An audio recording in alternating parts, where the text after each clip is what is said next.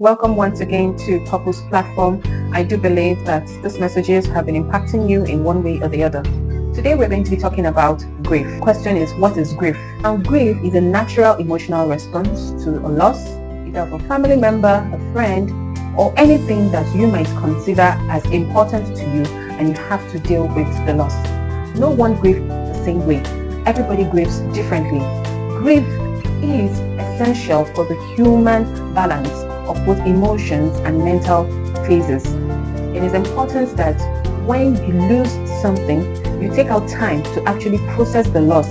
Otherwise, it may later on in life appear strange behaviors, either a maladaptive coping mechanism, or you may just find out that you're experiencing disengagement from people or other worsening symptoms. What are the types of grief that has been recognized in the world? Number one, we have stigmatized grief. Now, this is the kind of grief that occurs when someone loses something that is in the form of a stigma. For instance, a mother loses her daughter to an abortion.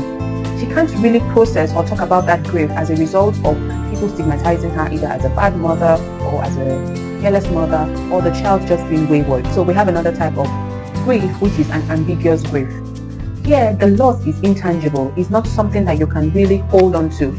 For instance, children of parents that have been divorced. The parents may be present physically, but they are absent psychologically to that child. Vice versa, there is also the form where the parents may be psychologically present, but are not physically present, as seen in children whom their parents are either in military or paramilitary. We also have anticipatory grief. In this case, it is when you are anticipating the loss of something. For instance, the pet has been diagnosed with a particular terminal illness, or a loved one has been diagnosed with a terminal illness, and you know there is no way out of it. The end product is going to be death.